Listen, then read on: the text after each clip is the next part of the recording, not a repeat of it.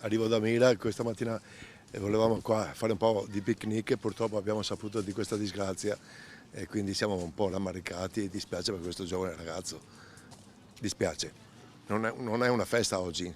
C'è sconforto e rammarico tra i bagnanti che durante la giornata hanno popolato le rive del lago Morto.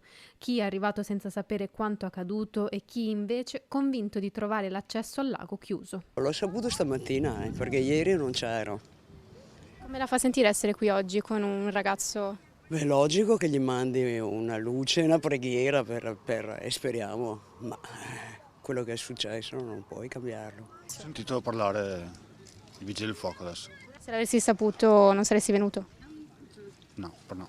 Non è molto piacevole perché l'atmosfera è abbastanza pesante, però purtroppo è successo e quindi... Sono venuto qua senza troppe speranze di trovare la possibilità di passare la giornata. Avevamo già deciso prima che succedesse questa cosa di venire qui oggi e questa mattina non abbiamo effettivamente controllato se c'erano stati sviluppi o meno, siamo venuti e basta. E c'è chi, da residente nella zona, è da ieri sera sulle rive del lago per esprimere vicinanza al giovane Andrei, mentre le ricerche da parte delle squadre dei soccorritori continuano incessanti.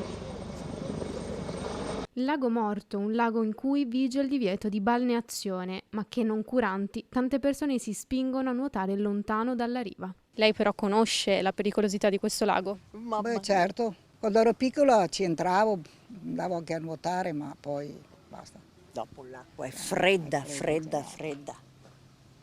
Quindi bisogna stare attenti. Certo, certo. dopo dolce qua e subito fonda. In vita mia non ho mai fatto, se rimane qua all'inizio ok, certo.